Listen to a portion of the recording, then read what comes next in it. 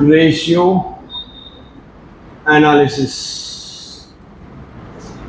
ये चैप्टर भी क्यों बनाया गया, एनालिसिस करने के लिए, और किसके लिए ये चैप्टर बनाया गया? मतलब हम जैसे पढ़े लिखे लोग जो होंगे वो तो फाइनेंशियल स्टेटमेंट देख के भी समझ सकते हैं कि कंपनी की फाइनेंशियल पोजीशन क्या है। कंपैरेटिव फाइनेंशियल स्टेटमेंट से भी आप समझ सकते हो कि कंपनी की पोजीशन किस तरह से है, कहाँ जा रही है, क्या हो रहा है। बट जो लोग रेगुलर बेसिस पे अपनी फील्ड के ना हो, कॉमर्स फील्ड के, उनको बैलेंस शीट और P&L समझाने बैठा हुआ दे दो हाथ में कि ये देख के बताओ कंपनी कैसी है, उनको कुछ समझ नहीं आएगा। आपको भी दे दो तो भी कुछ समझ नहीं आएगा, खाली आपको पता चलेगा ये आइटम कौन सी है, ठीक है। उससे ज़्यादा आपको आइडिया नहीं लगता कि उसमें क्या खेल खेला गया है। ज़्यादा खेल पता करना हो तो आपको फिर CA बनना पड़ता है, प्रोफेशनल बनना पड़ता है। आप मास्टर कंप्लीट करोगे तो अच्छी तरह से एनालिसिस करना भी आएगा। तो ये सब चीज़ों में कॉमन मैन को भी तकलीफ ना हो। जितने भी शेयर होल्डर होंगे कंपनी के, आपको क्या लगता है हर शेयर होल्डर को बैलेंस शीट पूरी पढ़ना है, समझ में आता होगा? अरे उतने पास टाइम भी होगा, उतना नहीं होता ना। तो उनको इजीली एनालिसिस हो जाए उनके लिए, एक तो हो गया शेयर होल्डर, उनके लिए जो इजी एनालिसिस हो जाए उसके लिए बनाया जाता है रेशियोज। अभी रेशियोज किस चीज़ से बनता है, किस किस का रेशियो होता है? जैसे कि हमारे फाइनेंशियल स्टेटमेंट है, उसी का एनालिसिस करना है। मतलब फाइनेंशियल स्टेटमेंट में इनकम स्टेटमेंट हो गया, इनकम स्टेटमेंट में कोई भी दो आइटम का रेशियो निकल सकता है।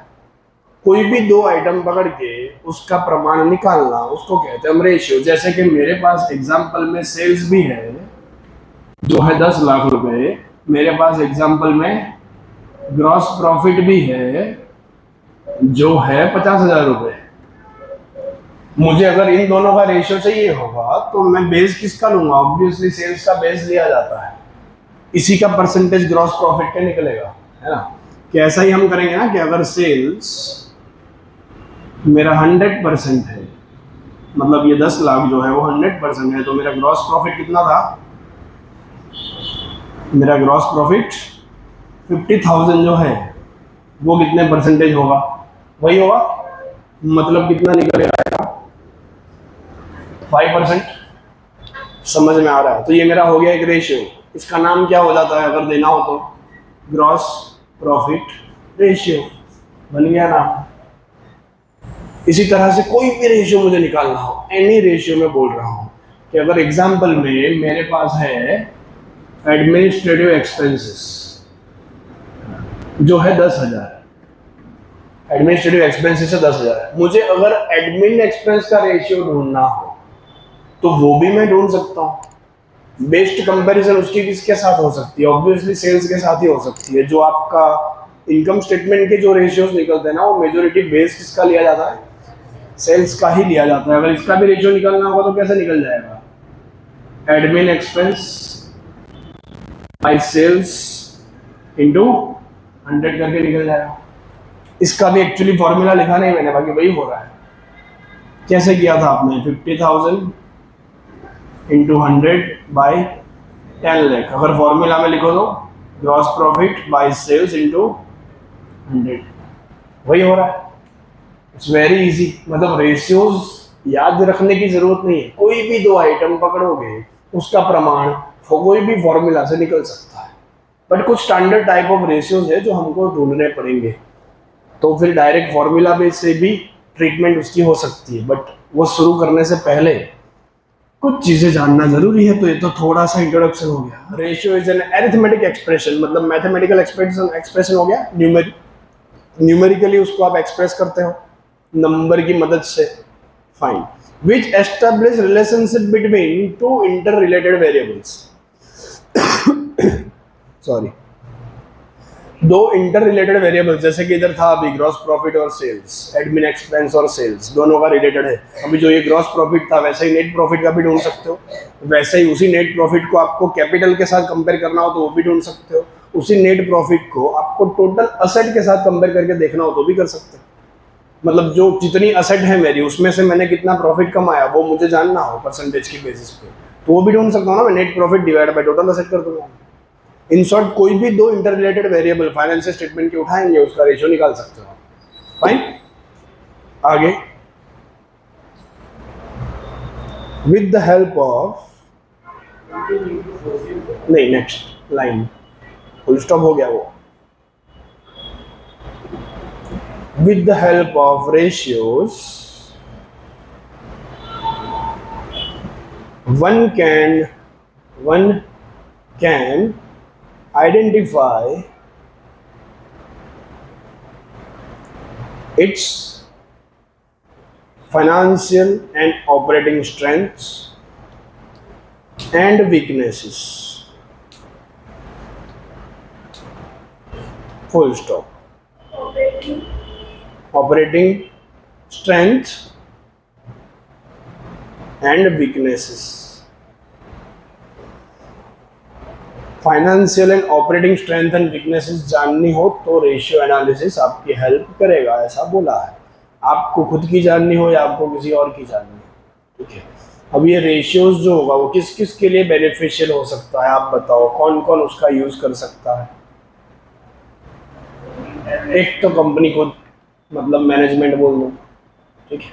मैनेजमेंट को यूजफुल होगा रेशियोज, जरूर होगा, क्यों नहीं होगा। वो तो रेशियोज देख के डिसाइड कर सकते हैं ना कि आगे क्या करना है, कैसे करना है, हमारा ट्रेंड क्या जा रहा है, नीचे उतर रहे हैं, ऊपर बढ़ रहे हैं, घट रहे हैं, तो उसके रीजन ढूंढे जा सकते हैं, ठीक है। रेशियोज इजीली आइडेंटिफाई कर सकता है आपकी वीकनेसेस को भी और स्ट्रेंथ को भी। दूसरे के साथ कंपेयर करो तो पता चलेगा हमारी स्ट्रेंथ कहाँ है, हमारी वीकनेस कहाँ है, ठीक है। उसको दूर करने की तैयारी आप रेशियो के बेसिस पे कर सकते हो। दूसरा किसको काम आ सकते हैं, इन्वेस्टर्स को। इन्वेस्टर्स में कौन कौन आता है, बैंक्स आ जाती है, इक्विटी शेयर होल्डर्स भी आते हैं। Actually they are the owners of the company, मालिक है। तो ओनर को भी काम का है क्योंकि वो भी जानना चाहता है कि कंपनी कितना प्रॉफिट कमा रही है, कितनी एफिशिएंट है, आगे जाके मेरा कैपिटल ग्रोथ होगा कि डिविडेंड मिलेगा, वो सब चीज़ें उसको जानना होता है शेयर होल्डर्स को।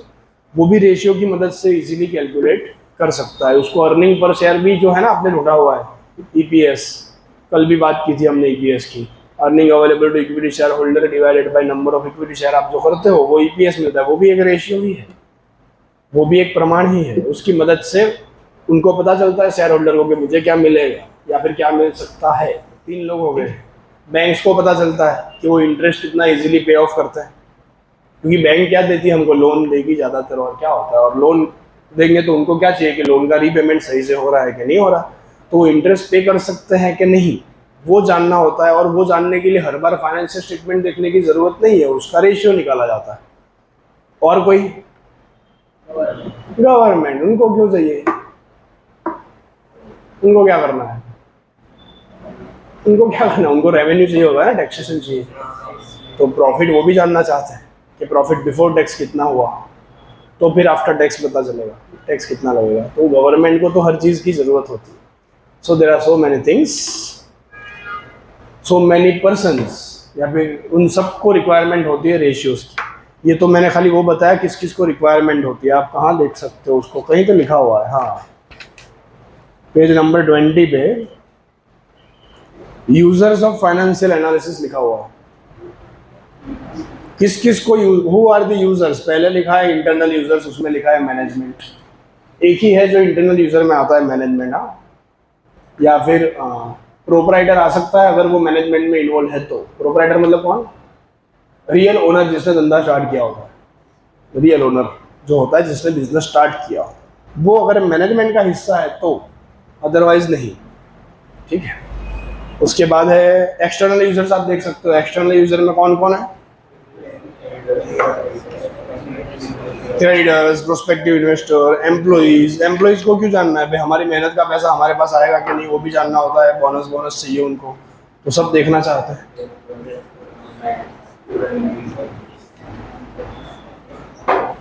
स्टूडेंट एंड रिसर्चर्स, आपका भी नाम है लास्ट में, उनको क्यों काम आता है, हमको क्या पता, क्यों, समझने के लिए खाली। हाँ, उनके एक्चुअली एग्जामिनेशन में भी रिसर्च एनालिसिस होता है ना आजकल, तो प्रोजेक्ट वर्क होता है, रिसर्च होता है। Forms in which ratios can be expressed, मतलब रेशियो को एक्सप्रेस करने के तरीके हैं, किस किस तरीके से रेशियो को एक्सप्रेस किया जा सकता है। अभी अभी जो हमने 2 रेशियो निकाले थे थोड़ी देर पहले, ग्रॉस प्रॉफिट और एडमिन एक्सपेंस वाला, वो कौन सा मैंने किस तरीके से निकाला था, परसेंटेज था ना, इस तरह का फॉर्म की बात कर रहे हैं, कैसे उसको रिप्रेजेंट कर सकते हो आप रेशियो को। एक तो हो गया इन परसेंटेज फॉर्म, तो परसेंटेज सबको पता है। जनरली प्रॉफिटेबिलिटी रेशियोज जो होते हैं, जो प्रॉफिट के बेसिस पे होते हैं, या फिर you can say income statement के रेशियो जो निकलते हैं, वो ज़्यादातर परसेंटेज पे उसको रिफ्लेक्ट किया जाता है, जनरली बोलते हैं। कुछ रेशियोज जो होते हैं जिसको प्रपोर्शन में बताया जाता है। प्रपोर्शन मतलब बोलते तो प्रमाण ही है, वन काइंड ऑफ, पर वो नहीं बोलते 1:2, 2:3 लाइक दैट, ऐसा कुछ बताते हो, 2:3 वगैरह वगैरह। अनुपात, बाप रे याद नहीं आता ना, याद है वैसे मेरे को, बोलते हैं अनुपात ही। कुछ रेशियोज ऐसे हैं जिसको प्रपोर्शन में दर्शाया जाते हैं। अभी वो कौन से रेशियोज है, वो सब रेशियो पढ़ेंगे तब देखते हैं ना, ठीक है। तीसरा ऑप्शन है, उसको इन मल्टीपल्स में दिखाया जाता है। मल्टीपल्स मतलब मल्टीप्लाई की साइन नहीं होती है, हाँ, मल्टीपल्स मतलब ऐसा बोल सकते हो ना, 2 टाइम्स, 3 टाइम्स। मतलब कि एक एग्जांपल के तौर पे ले लो कि मेरे पास credit sale divided by average debtors लिख देते हैं। तो क्रेडिट सेल है 10 लाख, ये मान लो है 1 लाख, आंसर क्या आएगा 10। क्या समझाऊं मैं, बट 10 टाइम्स हुआ क्या इसमें, 10 टाइम्स इन अ ईयर, ये ईयरली डेटा हो अगर, तो 10 times in a year debtor से मेरे पास अमाउंट आती है, ऐसा समझ में आ रहा है अप्रोक्सीमेटली। फिर टोटल क्रेडिट सेल 10 लाख था, एट द ईयर एंड सिर्फ 1 लाख ही हुआ, तो हमने प्रपोर्शन निकाला कि at least 10 times in a year मेरे पास डेटर के पास से कैश रिसीव होता है, ऐसा अज्यूम किया जाएगा, ठीक है। अभी ये 10 टाइम्स को भी आप अगर चाहो तो डेज में भी कन्वर्ट कर सकते हो, कि अगर हर कितने दिन में वो मेरे पास पैसे आते हैं वो मुझे जानना हो तो कैसे करूँगा। साल में 10 बार आ रहा है, साल में दिन होते हैं 365 डेज, डिवाइड बाय 10 कर दो तो पता चल जाएगा हर 36.5 डेज में मेरे पास डेटर्स से कैश रिसीव होगा। ऐसा हम अज्यूम करके पता कर सकते हैं कि कितने दिन में मेरे पास अमाउंट आने वाली है। कैश फ्लो को अज्यूम करने का एक तरीका है। तो ये मैंने कैसे निकाला, ये भी एक रेशियो ही हुआ, ये भी एक रेशियो है जो टाइम्स में निकाला, जिससे पता चला कि 10 टाइम्स डेटर के पास से हमारे पास अमाउंट आती है। फिर हमने उसी को डेज में कन्वर्ट करके देखा कि भाई हर कितने दिन में डेटर हमको पैसे देंगे, तो लगभग 36.5 डेज में हमको अमाउंट मिलेगी। समझ में आया। तो ये प्रमाण जो है, ये रेशियो जो मैंने ढूंढा, उसका फॉर्म कौन सा है, डेज में निकाला है, टाइम में निकाला है, मतलब समय के आधार पे। टाइम्स और समय दोनों अलग है। टाइम्स जो लिखा है मैंने वो मल्टीपल्स को रिप्रेजेंट करता है, और एक लाखरी उसको आप रिप्रेजेंट कर सकते हो इन टाइम। अभी ये टाइम मतलब समय वाला टाइम है, टाइम्स मतलब मल्टीपल वाला टाइम्स नहीं। जैसे कि अभी अभी निकाला ना, एक डेज में, मंथ्स में, क्वार्टरली वगैरह वगैरह एटसेट्रा ले लो, वीक्स में भी चलता है, वीकली भी कई बार एनालिसिस करते हैं, करना चाहिए। इसको मुझे मंथ में करना हो तो क्या करता, 12/10 करता। वीक में चाहिए तो कितने, 7, क्या 7, तो वीक में 7 डेज हुए, मैंने साल की बात हो रही है। 52 वीक्स होते हैं ना ईयर में, तो 52/10 होता, तो हर कितने वीक में अमाउंट आती है वो पता चलता है। तो इस तरह से ये सब रेशियो भी आपको मिलने वाले हैं। अभी जो मैं बोल रहा हूँ ना, आपके पास रेशियोज आएंगे फ्यूचर में जब देखोगे तब, ठीक है। और हमारे पास टाइप्स ऑफ रेशियोज जो है, टाइप्स ऑफ रेशियोज, कितने प्रकार के रेशियो हमको ढूंढने होंगे वो हम देख रहे हैं। टोटल 4 टाइप के रेशियोज हमको ढूंढने होंगे। एक होगा प्रॉफिटेबिलिटी रेशियो, ये जो रेशियो है आपका प्रॉफिटेबिलिटी रेशियो, ज़्यादातर इनकम स्टेटमेंट के आधार पे होता है, ठीक है। इसका बेनिफिट हर किसी को मिलता है, कोई भी चाहे ये रेशियो देखता है। ज़्यादातर मैक्सिमम लोगों को यही रेशियो देखना होता है, जो यूजर्स है ना फाइनेंशियल स्टेटमेंट के, ज़्यादातर लोग यही देखते हैं। दूसरा एक है solvency ratios, what is solvency? नाम सुना है? इनसॉल्वेंट ऐसा नाम सुना है? सॉल्वेंट ऐसा भी नाम सुना होगा। दोनों में से एक आध का मतलब बता दो। सॉल्वेंट यानी सक्षम, इनसॉल्वेंट यानी नादार, बोलते हैं दिवालिया हो जाता है नादार, उसको बोलते हैं इनसॉल्वेंट। तो हमारी ऑर्गेनाइजेशन सॉल्वेंट है कि नहीं, वो जानने के लिए सॉल्वेंसी रेशियो ढूंढने होता है। ठीक है, सॉल्वेंसी रेशियो का दूसरा नाम भी है लीवरेज रेशियोज। लीवरेज जहां जहां आता है ना, वहां वहां इंटरेस्ट फैक्टर असर करता है, आपको इंटरेस्ट फैक्टर इफेक्ट करता है। जब मैंने फर्स्ट डे पे इंट्रोडक्शन दिया आपको, तब बताया था मैंने कि लीवरेज नाम का चैप्टर भी है आपका, लीवरेज एनालिसिस। वो रिस्क के साथ उसको मैंने अटैच किया था, और रिस्क को हमने इंटरेस्ट के साथ अटैच किया था। डेप्थ जब आती है बिजनेस में, तब हमको ये रेशियो ढूंढने पड़ते हैं। मतलब ये किसको काम आएंगे ज़्यादातर? क्रेडिटर्स को नहीं, मैनेजमेंट को तो हर चीज़ काम आने वाली है, ठीक है, बट ये ज़्यादातर कौन दिखता है? क्रेडिटर्स, बैंक्स जो लोन देते हैं हम कहीं से, वो सबको ज़्यादा काम आता है। ठीक है, सॉल्वेंसी रेशियोज के बाद दूसरे रेशियोज है हमारे पास टर्नओवर रेशियोज, लिक्विडिटी बोल देते हैं पहले। चलो, लिक्विडिटी रेशियोज, ये वर्ड कितनी बार आ गया होगा? आता ही रहता है, अभी अभी रिसेंटली आया था वापस। मतलब हाउ इजीली और how fast you can pay your current liabilities out of your current assets, it is without any loss of value, that can be called as liquidity. तो वो चेक करने के हमारे रेशियोज हैं। इसमें मतलब करंट असेट्स और करंट लायबिलिटीज इन्वॉल्व होने वाली है, इसके अंदर जो रेशियोज आएंगे उसमें। वो आइडिया मैं आपको अभी से इसलिए दे रहा हूँ कि इसमें मैंने क्या बताया, इनकम स्टेटमेंट आएगा, इसमें मैंने क्या बताया, लोन्स आएगी, डेप्ट आएगी, क्रेडिटर आ सकते हैं, वो सब लोग आएंगे। मतलब उसका डेटा लेना पड़ेगा इसके रेशियोज में। इसमें कौन कौन आएगा? करंट असेट्स आएगी, करंट लायबिलिटीज आएगी, बहुत हो गया। ठीक है, अभी बचा है बहुत कुछ और, असेट्स वाले रेशियो बचे हैं, सब आ गया ना। आप देखो, इनकम स्टेटमेंट चेक करो और बैलेंस शीट चेक करो। इधर हमने इनकम स्टेटमेंट उठाया, इधर हमने लॉन्ग टर्म डेप्ट उठाई, मेजोरिटी सब, शॉर्ट टर्म डेप्ट भी कुछ कुछ आ सकती है। इधर हमने करंट लायबिलिटी, करंट असेट्स दोनों ले लिया, तो बचा क्या? बैलेंस शीट में एक ही आइटम बची, ज़्यादातर असेट्स बची है ना। बट असेट्स का भी सेल्स के साथ कॉम्बिनेशन किया जाता है कई बार, तो अलग अलग कॉम्बो भी बनेगा। वो जो अलग अलग बनते हैं, वो आखिरी रेशियो आपका turn over ratios. Turn over पढ़ के आपको सेल्स याद आता होगा तुरंत, बट सिर्फ सेल्स नहीं है टर्नओवर रेशियो। मतलब टर्नओवर रेशियो का दूसरा नाम है, उसको हम एक्टिविटी रेशियो भी कह सकते हैं। एक्टिविटी रेशियो भी बोला जाता है। एक्चुअली और भी दो चार नाम मैं लिख सकता हूँ, बट नहीं लिख रहा। ठीक है, कुछ एग्जाम्पल ऐसे हैं हमारे पास जिसमें सब ढूंढने होते हैं। इसके अंदर कुछ लिस्ट ऑफ रेशियोज है, इसके अंदर कुछ लिस्ट ऑफ रेशियोज है, इसके अंदर कुछ रेशियो है, इसके अंदर कुछ रेशियो है। ये टाइप्स ऑफ रेशियोज है, ये हेड हो गए, इसके अंदर प्रॉपर रेशियो आएंगे। फाइन, ट्रेडिंग अकाउंट, दूसरा प्रॉफिट एंड लॉस अकाउंट। बनाते रहते हैं हम, ये बहुत बनाया है, इतना बनाया कि उंगली अपने आप चलने लगती। इधर हम सबसे पहले लिख देते थे ओपनिंग स्टॉक, लिखते हैं सबसे पहले। अभी मैं इतनी तारीफ कर रहा था आपकी, आता है ना, पहली बार बिजनेस स्टार्ट किया, ऐसा थोड़ी काम है।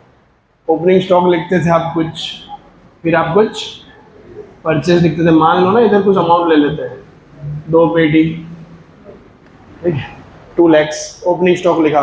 परचेजेस लिखते हैं हम, इसमें परचेज भी हमेशा परचेज लिखते हैं, तो परचेज लेस परचेज रिटर्न करके ही लिखते हैं। तो हम उतना ज़्यादा नहीं लिख रहे, हम इधर लिख देते हैं नेट परचेज। नेट मतलब समझ जाना, रिटर्न माइनस करने के बाद वाली बात हो रही है। परचेजेस लिख देते हैं, परचेज की भी कोई अमाउंट लिख देते हैं हम के 7,60,000, ठीक है। उसके बाद कुछ डायरेक्ट एक्सपेंसेस लिखे जाते हैं इसमें। कैसे एक्सपेंसेस लिखे जाते हैं? डायरेक्ट। अभी डायरेक्ट एक्सपेंसेस मतलब कौन से? जो परचेज रिलेटेड एक्सपेंसेस हो वो तो होते ही हैं डायरेक्ट एक्सपेंस, जैसे कि कैरेज इनवर्ड हो गया, फ्रेट हो गया, ठीक है, वो सब चीज़, वो तो क्या है? परचेज रिलेटेड है। बट फैक्ट्री रिलेटेड जो खर्चे होते हैं, मैन्युफैक्चरिंग एक्सपेंसेस होते हैं ना, फैक्ट्री के खर्चे, वो भी तो आप ट्रेडिंग में लिखते हैं, और दोनों को हम डायरेक्ट खर्चा ही कहते हैं, ठीक है। तो वेजेस, वो सब चीज़ें जो भी होती है, मतलब मैं इधर लिख देता हूँ कि परचेज रिलेटेड, वो तो एक्चुअली इधर भी ऐड होते हैं कुछ कुछ, प्लस फैक्ट्री रिलेटेड खर्चे जो होते हैं वो यहाँ हो जाते हैं। इसकी भी कुछ अमाउंट ले लेते हैं हम, 2,40,000 ले लेते हैं। इतनी चीज़ें। उस तरफ क्या लिखते हो आप हमेशा? सेल्स लिखते हैं, इसमें भी लेस रिटर्न करके लिखते हो। तो इधर भी हम लिख देते हैं नेट सेल्स। ये कितना हुआ है अप्रोक्स? 12 लाख। तो सेल्स थोड़ी ज़्यादा रखना है ना, हाँ चाहिए होगी। 15 लाख की नेट सेल्स लिख देते हैं। तो कुछ क्लोजिंग स्टॉक भी होता है ना हमेशा आपके पास, कुछ क्लोजिंग स्टॉक भी लिखा करते हैं हम। 1,50,000 का क्लोजिंग स्टॉक बचा है। ये सब करने के बाद आता है आपके पास क्या? ग्रॉस प्रॉफिट आता है। 16,50,000 में से 12 लाख था ना, माइनस करेंगे, ग्रॉस प्रॉफिट आएगा मेरा 4,50,000। ये था मेरा ग्रॉस प्रॉफिट। उसको हम उठा लाते हैं इधर जीप पे, 4,50,000। ये हमको कहीं रेशियो एनालिसिस में बनाना नहीं है, फिर भी बना रहा हूँ मैं, क्योंकि इसके आधार पे अभी हम बनाएंगे इनकम स्टेटमेंट, इसलिए बनाएंगे। और इनकम स्टेटमेंट आपको पूरे एफएम में काम आएगा, ना कि सिर्फ रेशियो एनालिसिस में। कई जगहों पे ये काम आती है चीज़। ये समझ गए तो आप एफएम में अच्छी खासी चीज़ें समझ आ जाएगी आपको। वो भी आपको आधे से ज़्यादा आता है, पढ़ेंगे तो आपको तुरंत आइडिया आ जाएगा। इधर कुछ खर्चे आएंगे डेबिट साइड पे, जैसे कि फैक्ट्री वाले आ गए, ऑफिस एडमिन एक्सपेंस बोलते हो, ऑफिस और admin related expense, selling and distribution, selling and distribution expense. कुछ रिसर्च किया हो तो उसका एक्सपेंस भी इधर आता है। R&D बोलते हैं ना, research and development. Preliminary expense, preliminary expense तो हम लिखते हैं असेट में, जो राइट ऑफ करते हैं वो यहाँ आता है, ठीक है। तो वो सब होता है। हम खाली अभी मेजर एक्सपेंसेस की बात करें, ज़्यादा लोड नहीं लेते, ठीक है। तो ये हो गया कौन सा एक्सपेंस मेरा? Office admin. दूसरा लिख दिया मैंने सेलिंग एंड डिस्ट्रीब्यूशन। तीसरा रिसर्च एंड डेवलपमेंट भी हो सकता है, मुझे एक कैटेगरी अगर डालनी हो तो। इधर R&D होता है ना, कुछ कई हर जगह पे नहीं होता, कई जगहों पे होता है, तो वो छोड़ देते हैं। उसके अलावा कुछ नॉन कैश एक्सपेंसेस जो होते हैं मेरे, डेप्रिसिएशन एंड अमोर्टाइजेशन, वो भी लिख देता हूँ। आपको याद होगा ऐसा एक हेड भी था, depreciation and amortisation, goodwill return of. जो भी डेप्रिसिएशन आपने बोला, प्रिलिमिनरी एक्सपेंस रिटर्न ऑफ, वो भी इसी हेड के अंदर आती है चीज़। तो ये कुछ ना कुछ ऐसा खर्चे इधर होने वाले हैं। कुछ नॉन ट्रेडिंग एक्सपेंसेस भी होते हैं ना, वो तो भूल ही गया मैं। नॉन ऑपरेटिंग या फिर non trading, non operating expenses का हेड जानबूझ के खाली अलग से बना रहा हूँ मैं, बाकी नहीं बनाता तो चलता था अलग से हेड। हर खर्चे की कुछ ना कुछ अमाउंट डाल सकता था मैं, बट इतनी मेहनत नहीं करनी मुझे। मैं तीनों की मिला के डाल देता हूँ 2,10,000। इसकी कुछ ले लेते हैं 30-40,000, ठीक है। 40,000 हम इसकी ले लेते हैं, बहुत हो गया इतना। इसमें से प्लस माइनस करोगे क्या मिलेगा आपको? उधर भी कुछ इनकम हो सकती है, बट ठीक है, हमको जनरल अंडरस्टैंडिंग आ रही है ना क्या होता है, बस बात पूरी करते हैं। बट एक चीज़ और, नॉन ऑपरेटिंग में ये जो है, इसमें मैं लिख देता हूँ कि ये है क्या, इंटरेस्ट लिख देता हूँ, ठीक है, ठीक है। इसमें से आप generally provision for tax wax करते हो, बट प्रोविजन फॉर टैक्स भी कैसे निकाला जाता है? उसमें से ये माइनस करें, माइनस करने के बाद जो प्रॉफिट आएगा उसके ऊपर टैक्स भी होता है, तो टैक्सेशन भी हो सकता है। एक्चुअली इधर हम टैक्सेशन, टैक्स पेड नहीं लिखते, प्रोविजन फॉर टैक्स लिखते हैं, बट खाली हमारे जानकारी के लिए हम लिख रहे हैं इधर टैक्स, कि टैक्स भी कुछ फिगर इधर हो सकती है। कि टैक्स की फिगर ले लो, कितने बचे थे? 450, 2 लाख ही बचे हैं। तो 2 लाख के ऊपर कितना टैक्स ले लूँ मैं? 20% ले लेते हैं, 40,000 आएगा। तो 40,000 अमाउंट चेंज करो, 60,000, ठीक है। बढ़ा दिया टैक्स। कॉर्पोरेट वाले हैं ना, कंपनी वालों के पास हम बहुत टैक्स लेते हैं। 4.5, 4,50,000, 4,50,000। और इधर बचेगा कितना? नेट प्रॉफिट हमारा 1,40,000। ये हमारा बचेगा नेट प्रॉफिट, ये सब चीज़ें हम सालों से करते आ रहे हैं, 5वां साल चल रहा है हमारा कॉमर्स फील्ड के अंदर, है ना। पहले साल से हम ये चीज़ कर रहे थे। अभी हमको ये बनाना तो नहीं है, बट जितने भी रेशियोज बनेंगे ना, वो मेजोरिटी इनकम स्टेटमेंट के आधार पे बनेंगे। कौन से वाले रेशियोज? सबसे पहला जो मैंने लिखा था, प्रॉफिटेबिलिटी रेशियोज। तो प्रॉफिटेबिलिटी रेशियोज के लिए, या फिर आप दूसरे रेशियोज भी है ना सॉल्वेंसी वाले, उसमें भी इसमें से कई आइटम ली जाएगी। इनकम स्टेटमेंट कैसे बनता है? वर्टिकल फॉर्म में बनता है। सबसे पहले लिखा जाता है उसमें सेल्स, सेल्स से स्टार्ट करते हो आप, और लास्ट में प्रॉफिट तक पहुंचने वाले हो स्टेप बाय स्टेप। तो ये जिसको अच्छे से आया उसको सब आ गया। अभी सेल्स जब भी लिखूं, मतलब आप समझोगे कि नेट सेल्स ही लिखा हुआ है, सेल्स माइनस सेल्स रिटर्न करके ही हमने अमाउंट लिखी है, ऐसा मानना है। बंद रखो ना, आता हूँ, ठीक है। सेल्स जब भी लिखोगे नेट सेल्स ही समझना है आपको। नेट सेल्स कितना लिखा था हमने? 15 लाख लिखा था।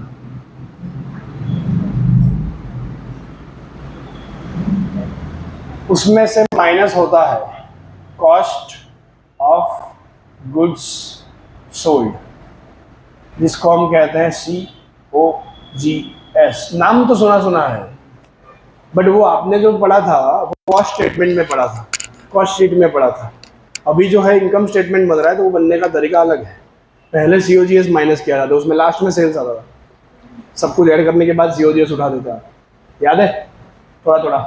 अभी पहले रिवर्स आ रहे हैं, नीचे से ऊपर जा रहे हैं, वो ऊपर से नीचे आए थे। तो COGS ढूंढा कैसे जाता है, ये वर्ड रेशियो में जानना बहुत ज़रूरी होता है। तो हम साथ साथ में जो इंपॉर्टेंट टर्म्स है जो आपके जानने लायक, वो सब भी पढ़ ही रहे हैं। COGS पहला शब्द, कॉस्ट ऑफ गुड्स सोल्ड। जितना माल आपने बेचा उसकी कॉस्ट, बनाने की कॉस्ट हम एक्चुअली ढूंढ रहे हैं। कॉस्ट ऑफ प्रोडक्शन जो ढूंढते थे ना, वही ढूंढ रहे हैं, नाम भले उसका COGS। तो इधर की कोई आइटम आती नहीं है, जो आइटम होती है सब इधर की आएगी। कॉस्ट ढूंढ रहे हैं हम, मतलब ये कॉस्ट में आ जाएगा ओपनिंग स्टॉक, क्योंकि वो यूज करूंगा ना बनाने के लिए। सबसे पहले तो ओपनिंग स्टॉक आता है, प्लस परचेज, नेट परचेज आ जाएगा, प्लस प्रोड्यूस करने के लिए तो ये एक्सपेंस भी होता है, डायरेक्ट एक्सपेंस भी आ जाएगा। ये सब प्लस करने के बाद माइनस क्या करूंगा?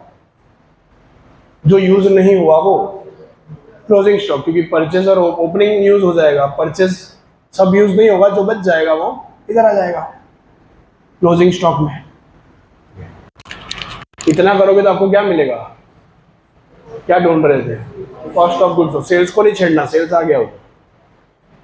सेल्स के अलावा बाकी सब आइटम ले लिए मैंने, ये तो उसका रिजल्ट था, इसको भूल जाओ, ये नहीं लेते इधर। कॉस्ट थोड़ी है तो प्रॉफिट। हम COGS ढूंढ रहे, कैसे ढूंढोगे आप? 2 लाख प्लस 7,60,000 प्लस 2,40,000 माइनस 1,50,000। ये करने के बाद मुझे मिल जाएगा मेरा COGS कितना है। टोटल मेरा COGS आया 10,50,000, 10,50,000। तो ये वर्ड आपको रेगुलर बेसिस पे हर एग्जाम्पल में आता रहे, ढूंढना आना चाहिए। तो सेल्स माइनस COGS करूंगा तो क्या मिलेगा? वही मिल रहा है ना, एग्जैक्ट देख लो आप, अमाउंट भी मैच हो रही है हमारी, तो उधर से ही तो सब आइटम ली है। तो जो आया which is called as gross profit. Gross profit मुझे अगर ढूंढना हो और मेरे पास ये 2 फिगर हो तो आप ग्रॉस प्रॉफिट ढूंढ सकते हो। अगर आपके पास ग्रॉस प्रॉफिट है और सेल्स है तो आप COGS ढूंढ सकते हो। मतलब तीनों में से जो भी 2 आइटम है तो तीसरी आइटम ढूंढ सकते हैं आसानी से। तो ये सब गोल गोल घूमती है रेशियो ढूंढते वक्त, कुछ दिया होता है कुछ नहीं दिया होता। मैंने ग्रॉस प्रॉफिट का रेशियो निकाल के दिया था GP बाय सेल्स करके, याद है? Gross profit by sales into 100 करके रेशियो निकाला था। तो COGS का भी रेशियो निकल सकता है, COGS बाय सेल्स इंटू 100 करके निकल जाए। उसके बाद हमारे बाकी सब एक्सपेंसेस जो थे, जिसको हम ऑपरेटिंग एक्सपेंसेस कह सकते हैं, ऑपरेटिंग एक्सपेंसेस कह सकते हैं, इधर आ जाते हैं नीचे की साइड। ऑपरेटिंग एक्सपेंसेस कहा जाएगा किस किस को? ऑपरेटिंग मतलब जो बिजनेस रन होने की वजह से मेरे खर्चे हो रहे हैं वो ऑपरेटिंग एक्सपेंस, जैसे कि तीनों आएंगे ना। डेप्रिसिएशन भी बिजनेस में कुछ काम कर रहे हैं इसलिए हो रहा है, मशीन था यूज किया डेप्रिशिएट हुआ, ठीक है। नॉन ट्रेडिंग नहीं लिख रहा मैं, नॉन कैश नहीं बोल रहा हूँ, नॉन ऑपरेटिंग बोल रहा हूँ। I am talking about operating not non operating. Operating expense की बात कर रहा हूँ मैं, कैश एक्सपेंस नहीं बोल रहा। अगर कैश एक्सपेंस बोलता तो ये भी नहीं आता। ऑपरेटिंग एक्सपेंसेस माइनस किए जाता है इसमें से, जैसे कि वो तीनों आ जाएंगे, office admin expense, selling and distribution expense, depreciation and amortisation. ये सब खर्चे जुड़ के मैंने कितने लिखे थे? 2,10,000 लिखे थे। 2,10,000 को आप 4,50,000 में से माइनस करोगे, कितना आएगा? 2,40,000 अमाउंट आई मेरी, 2,40,000। इसको हम कहते हैं ऑपरेटिंग प्रॉफिट। ये इसलिए ढूंढा क्योंकि ऑपरेटिंग प्रॉफिट रेशियो भी पूछा जाता है। अब मैं जो भी आइटम लिख रहा हूँ ना, हर किसी का रेशियो निकल सकता है। मुझे इसका रेशियो चाहिए तो this divide by sales into 100, मुझे इसका चाहिए तो this divide by sales into 100। Ratio निकलते जा रहे हैं अपने आप, जितनी भी आइटम आ रही है हर किसी का रेशियो निकलता है, ठीक है ना। फाइन, ऑपरेटिंग प्रॉफिट हो गया। फिर क्या चीज़ आई थी हमारी? आप देख रहे हो हर एक आइटम में उधर से ही चूज कर रहा हूँ, कुछ भी मैंने अपने मन से बाहर से नहीं लिखा। वही है, लिखने का तरीका खाली अलग है बस। उसके बाद आएंगे मेरे नॉन ऑपरेटिंग एक्सपेंस या इनकम, दोनों चीजें हैं। अगर नॉन ऑपरेटिंग एक्सपेंस हो तो माइनस होंगे, अगर नॉन ऑपरेटिंग इनकम हो तो हमने तो सेल्स से शुरू की थी बात। इधर अगर और कुछ होता, डिविडेंड वगैरह वगैरह, मान लो ना, लिख देते हैं डिविडेंड रिसीव्ड लिख देते हैं, या फिर इंटरेस्ट रिसीव्ड लिख देते हैं। कितना लिखते हैं, कितना लिखते हैं, कितना लिखते हैं? 10,000। इसको कर देते हैं 60, इसको कर देते हैं, नहीं चेंज हो जाएगी ना, ये चेंज हो जाएगा। 30% बोला था, मतलब 3,000 और ये बढ़ेगा ना, 63,000। तो कितना बचा जरा बताओ ना एक बार।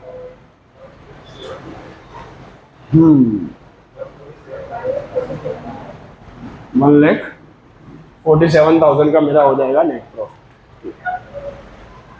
तो अगर नॉन ऑपरेटिंग इनकम होगी तो वो प्लस होगी, क्योंकि वो भी तो इनकम ही है, वो भी अभी ऐड होगी। एक आध दो चीज़ लिखना रह गया है। नॉन ऑपरेटिंग एक्सपेंस में मैंने इंटरेस्ट वर्ड ही यूज़ किया है खाली, उसकी जगह पे दूसरी भी चीज़ें होती है, loss on sale of asset, वो सब चीज़ें नॉन ऑपरेटिंग में आता है। समझ में आता है, इन्वेस्टिंग एक्टिविटी की बात है इसलिए। फिर profit on sale of asset है, वो फिर इधर आ जाएगा नॉन ऑपरेटिंग इनकम में। तो वो सब वर्ड्स भी आगे जाके मिलेंगे, हम ज़्यादा नहीं ले रहे, बस इतना ले रहे हैं। बट मैं नॉन ऑपरेटिंग एक्सपेंस में जब भी आप इधर करते हो ना कुछ, उधर खाली हमेशा एक्सक्लूडिंग इंटरेस्ट लिखा जाता। इधर खाली जो आप डिडक्ट कर रहे हो वो आप इंटरेस्ट के अलावा और कोई भी आपकी नॉन ऑपरेटिंग एक्सपेंस हो, सिर्फ वही यहाँ से माइनस होगा। जब आप इनकम स्टेटमेंट बनाओगे इसी जगह पे खाली ध्यान देना है, ठीक है। जब भी हम नॉन ऑपरेटिंग एक्सपेंस की बात करें उसमें इंटरेस्ट रेशियो पढ़ते वक्त, एफएम पढ़ते वक्त नहीं समझना है। इंटरेस्ट को अलग से फाइनेंशियल एक्सपेंस माना जाता है, सेपरेट हेड बना दिया उसको, नॉन ऑपरेटिंग एक्सपेंस नहीं। जैसे कि loss on sale of asset जैसा होगा तो वो आ जाएगा, माइनस हो जाएगा। बट इंटरेस्ट वाली फिगर, ये तो पूरी इंटरेस्ट ही बोली थी मैंने, मतलब इधर वो माइनस नहीं होगा, बट वो प्लस जरूर होगा 10,000, क्योंकि वो मेरी नॉन ऑपरेटिंग इनकम है। तो मैं 10,000 इधर प्लस कर दूँ, इधर कुछ माइनस नहीं होगा, अमाउंट आ जाएगी मेरी 2,50,000। अभी हमारी सब एक्सपेंसेस माइनस हो चुके हैं, इसमें से क्या क्या बचा है? इंटरेस्ट एंड टैक्स, दो चीजें बची। तो इसको हम क्या कहते हैं? तो क्या profit he, profit earning before interest and tax, दो ही चीजें बाकी थी। प्यार से कहना हो तो पीबीआईटी या फिर पीबीआईटी भी कहा जाता है। ये आपको बहुत सारे रेशियोज में ये आइटम काम आने वाला है, और ये कैसे ढूंढा जाता है वो आप अभी अभी सीख रहे हैं। सही है ना? आपने देखा अभी प्रॉफिट ही आने वाला है ना, but profit before interest and tax, मतलब इंटरेस्ट एंड टैक्स माइनस करने से पहले का प्रॉफिट। उसके बाद एक स्टेप आएगा सिंपल, जिसमें आप माइनस करोगे इंटरेस्ट को। अभी तो आपको जाना पहचाना ही लग रहा होगा, शायद सुना सुना लग रहा होगा। इंटरेस्ट कितना है? 40,000 माइनस करोगे 2 लाख 10,000 आ रहा है। ये इसको क्या बोलेंगे आप? यस, प्रॉफिट या फिर अर्निंग बिफोर टैक्स, जिसको आप कहते हो PBT, प्रॉफिट बिफोर टैक्स। ये भी आपको कई जगह पे काम आने वाली है। उसके बाद माइनस होता है टैक्स। कितना था? 1 लाख, नहीं 63,000 वही था ना टैक्स। तो आएगी अमाउंट मेरी 1,47,000। ये वो क्या आ गया मेरा? Net profit. इसी नेट प्रॉफिट को हम कहते हैं प्रॉफिट आफ्टर टैक्स।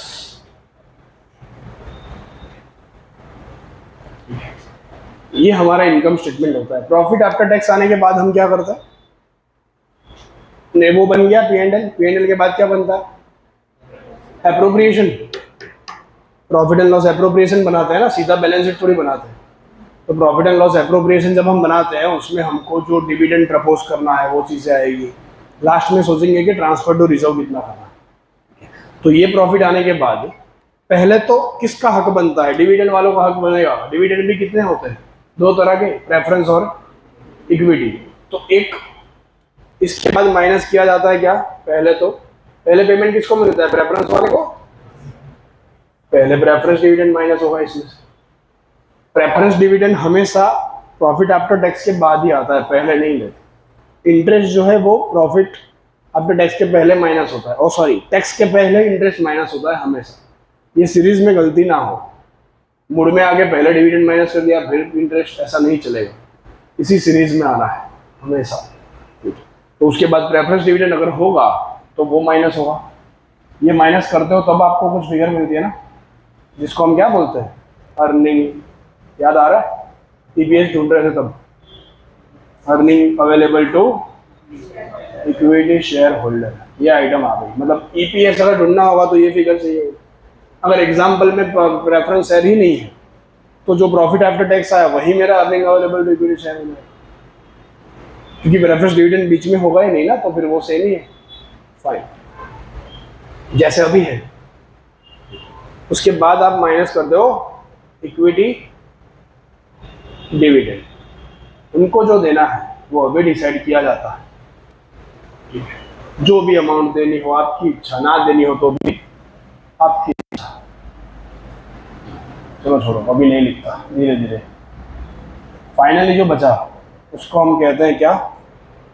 रिजर्व में ट्रांसफर हो जाती है अमाउंट। सब तो नहीं देते हम, कुछ अमाउंट देते हैं, बाकी सब अमाउंट रिजर्व में चली जाएगी। जो रिजर्व में जाती है उसको हम कहते हैं रिटेन्ड अर्निंग, या फिर ट्रांसफर टू रिजर्व, लिखो जो लिखो।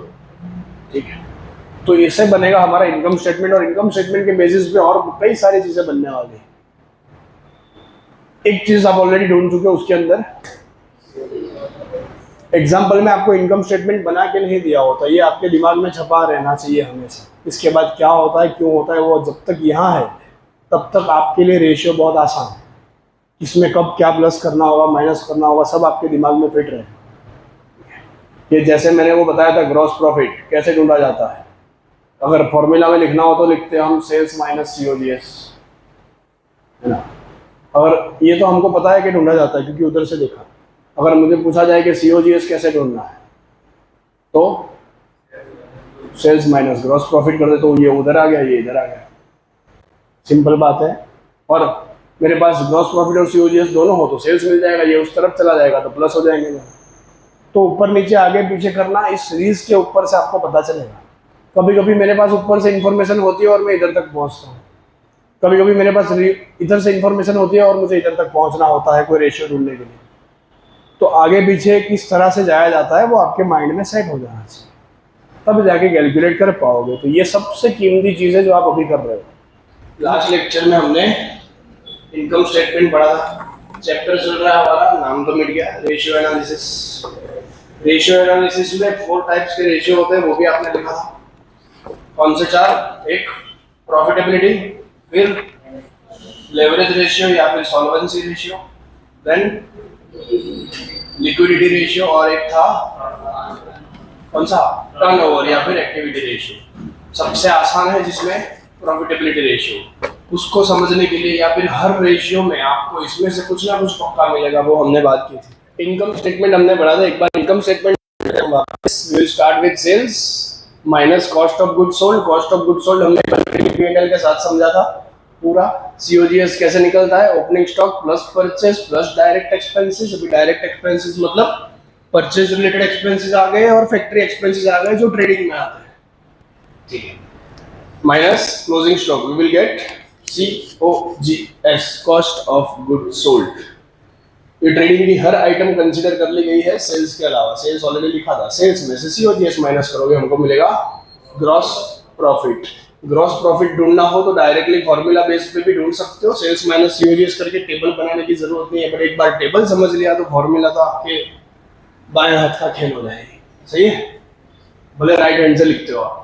उसमें से हमने माइनस किया था ऑपरेटिंग एक्सपेंसेस। ऑपरेटिंग एक्सपेंसेस में हमने लिए थे office admin expense, selling and distribution, जो एक्सपेंसेस बिजनेस को ऑपरेट करने के लिए होता है वो सब एक्सपेंसेस को हम कहते हैं ऑपरेटिंग एक्सपेंसेस। अभी मतलब आपको कोई पूछे व्हाट इज ऑपरेटिंग एक्सपेंस तो वो भी आना चाहिए, आपको ऑपरेटिंग एक्सपेंस पूछा जाए तो कौन से एक्सपेंस आए आपके?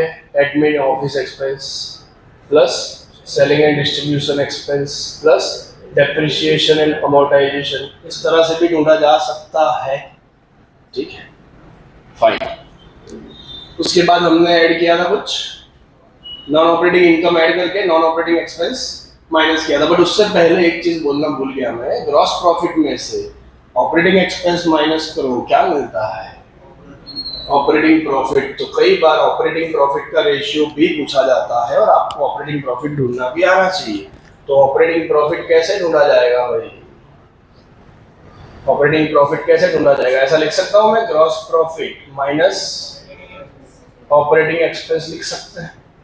अगर आपको ये पसंद ना आए तो आप ऐसा भी लिख सकते हो, sales minus cost of good sold minus operating expense.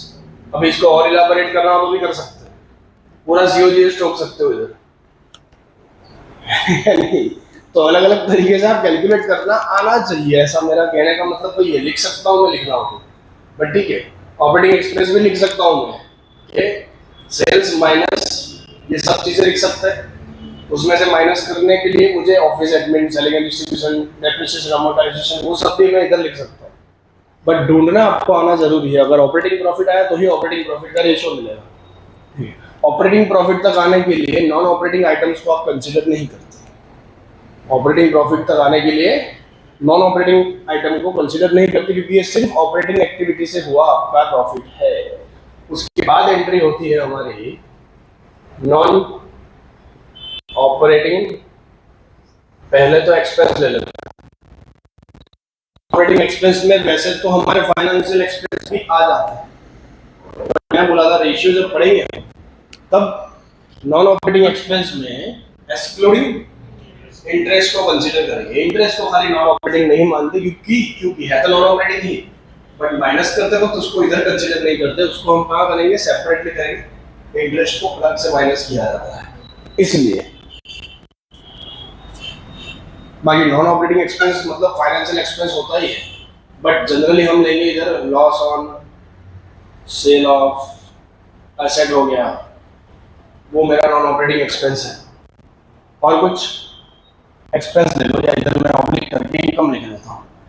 Income होगा तो लॉस की जगह पे लिख सकते हो।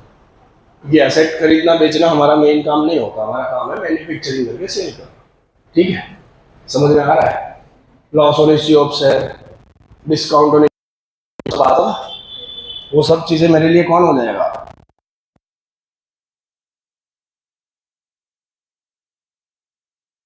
ये भी मेरे लिए क्या हो जाएगा? नॉन ऑपरेटिंग एक्सपेंस हो जाएगा, क्योंकि ये रूटीन काम नहीं है।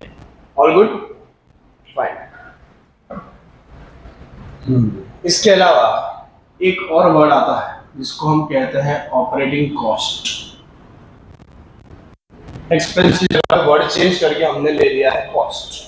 ऑपरेटिंग कॉस्ट हुआ हर एक्सपेंसेस लिया जाता है, अब तक हुआ हर एक एक्सपेंसेस लिया जाता है, बट ऑपरेटिंग लिखा है, नॉन ऑपरेटिंग तो नहीं लिखा। तो नॉन ऑपरेटिंग के अलावा जो भी एक्सपेंसेस हुआ अब तक आपका, वो सब आता है ऑपरेटिंग कॉस्ट में। जैसे कि कौन सा होगा, जब हमने ये ढूंढा तब मैंने ऑपरेटिंग एक्सपेंस भी माइनस किया, सीओजीएस भी माइनस हुआ, ऑपरेटिंग एक्सपेंस भी माइनस हुआ। तो जब तक आप ऑपरेटिंग प्रॉफिट तक पहुंचे थे, उससे पहले हुए हर एक्सपेंसेस को ऑपरेटिंग कॉस्ट कहा जाता है। मतलब कि क्या, बहुत सिंपल है, सीओजीएस था वो भी उसका पार्ट है, और ऑपरेटिंग एक्सपेंसेस जो थे वो भी ऑपरेटिंग कॉस्ट का ही पार्ट है। ऑपरेटिंग कॉस्ट रेशियो भी पूछा जाता है कई बार, ठीक है? तो ऑपरेटिंग कॉस्ट और ऑपरेटिंग एक्सपेंसेस के बीच में डिफरेंस पता होना जरूरी है। ठीक है, ऑपरेटिंग एक्सपेंस मतलब सिर्फ ऑपरेटिंग एक्सपेंसेस, ऑपरेटिंग कॉस्ट मतलब प्लस सीओजीएस ऑल्सो, वो भी मेरा ऑपरेटिंग एक्सपेंस ही कहा जाता है। इतनी बातें हम पढ़ी थी, उसके बाद हम सब माइनस प्लस करके प्रॉफिट या earning before interest and tax, कई सारी फॉर्मूला है, कई सारे रेशियोज हैं जो पीबीआईटी या ईबीआईटी के बेसिस पे कैलकुलेट किए जाते हैं। उसमें से इंटरेस्ट माइनस करोगे हमको मिलता है प्रॉफिट बिफोर टैक्स, उसमें से टैक्स माइनस कर दो हमको मिलता है प्रॉफिट आफ्टर टैक्स। वही हमारा नेट प्रॉफिट होता है जो प्रॉफिट एंड लॉस अकाउंट में मिलता है। ठीक है, प्रॉफिट आफ्टर टैक्स में से प्रेफरेंस शेयर हो तो पहले प्रेफरेंस डिविडेंड माइनस किया जाएगा। जैसे प्रेफरेंस डिविडेंड माइनस करोगे आपको मिलेगा earning available to equity share holders. ये हम ऑलरेडी करते थे कॉस्टिंग में भी, मैनेजमेंट अकाउंटिंग में। उसमें से इक्विटी डिविडेंड माइनस करता है हमको मिलता है रिटेन अर्निंग। इधर तक सब क्लियर है हमको? मैंने खाली आज 2-3 चीजें और एक्स्ट्रा लिखी है इनकम स्टेटमेंट के रिलेटेड, बाकी इसमें से आप चाहो वो रेशियो हम कैलकुलेट कर सकते हैं। जैसे इसी एग्जांपल में अगर मुझे रेशियोज ढूंढने हो तो पहला रेशियो हम कौन सा ढूंढ सकते हैं? ग्रॉस प्रॉफिट रेशियो ढूंढ सकते हैं। कैसे ढूंढते हैं? ग्रॉस प्रॉफिट रेशियो जो ढूंढा जाता है किसके कंपैरिजन में ढूंढेंगे हम? सेल्स के कंपैरिजन में ढूंढेंगे। और क्या सिंपल ढूंढ सकते हो आपके gross profit by sales into 100 बन गया आपका gross profit ratio. 4,50,000 divide by 15 lakh into 100 बताना पड़ेगा वैसे। 15 साल 30% 30% हमारा ग्रॉस प्रॉफिट रेशियो आ गया। अगर आपको पूछा जाए कि मेरा ऑपरेटिंग प्रॉफिट रेशियो कितना है, कैसे ढूंढोगे? Operating profit sales into operating profit भी ढूंढा हुआ था हमने, 20,000 डिवाइड बाय 15 लाख इनटू 100 16%। आपको इसमें से नेट प्रॉफिट रेशियो पूछे तो कैसे ढूंढोगे? कहाँ गया? यही है मेरा जो प्रॉफिट आफ्टर टैक्स होता है उसी को हम कहते हैं नेट प्रॉफिट। तो नेट प्रॉफिट रेशियो ढूंढना होगा तो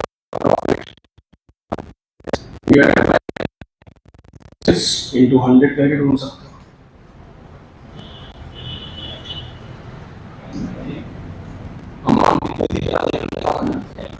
one lakh 47,000 divide by 15 lakh 9.8 something आ रहा है।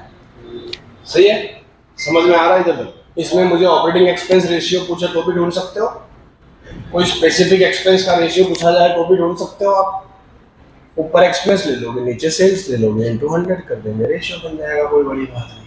ठीक है, कुछ और रेशियो आते हैं। ईपीएस ढूंढना हो तो ईपीएस मतलब क्या था? अर्निंग पर शेयर, उसके लिए मुझे एक चीज चाहिए, but number of equity share चाहिए। मान लो नंबर ऑफ इक्विटी शेयर हमारे पास ज्यादा नहीं रखते, 1 लाख रखते हैं, 1 लाख है। ईपीएस की फॉर्मूला क्या होती है? आज की रो मेरे को 1 लाख 10 लाख ही याद आता है हमेशा, इसलिए earning available to equity share holders divided by number of equity share. ढूंढ सकते हैं earning available to equity share holder हमने ढूंढा था 1,47,000, क्योंकि इस एग्जांपल में कुछ प्रेफरेंस डिविडेंड नहीं था, इसलिए जो प्रॉफिट आफ्टर टैक्स था मेरा 147, वही मेरा earning available to equity share holder भी हो गया। डिवाइडेड बाय 1 लाख करोगे तो पता चल जाएगा कि ईपीएस कितना 1.47 होगा पर शेयर। 1.47 का अर्निंग है, ये तो सिर्फ अर्निंग हुआ। इस अर्निंग में से डिविडेंड कितना पे ऑफ हो रहा है, इस अर्निंग में से डिविडेंड हम कितना दे रहे हैं, उसके लिए भी एक ratio which is called as dividend पे आउट रेशियो। नाम डिविडेंड पे आउट। मैंने जो बोला उसका मीनिंग क्या बोला अभी? How much I am giving as a dividend out of my earnings. मेरा अर्निंग कितना था, उसमें से कितना मैंने डिविडेंड पे किया। Total dividend divide by total earning करके भी रेशियो निकल सकता है, या फिर एक और ऑप्शन है कि टोटल डिविडेंड नहीं निकालते, हम करते हैं dividend per share divided by earning per share करके भी निकल सकता है रेशियो। अभी total dividend divide by total earning करो, या फिर dividend per share divide by earning per share करो, बात तो वही होती। फर्क पड़ेगा नहीं, इनटू 100 करके भी पता चल जाएगा। ईपीएस ढूंढने के मेरे पास डिविडेंड अवेलेबल है ठीक है, अभी हो जाएगा। कौन सी बड़ी बात है?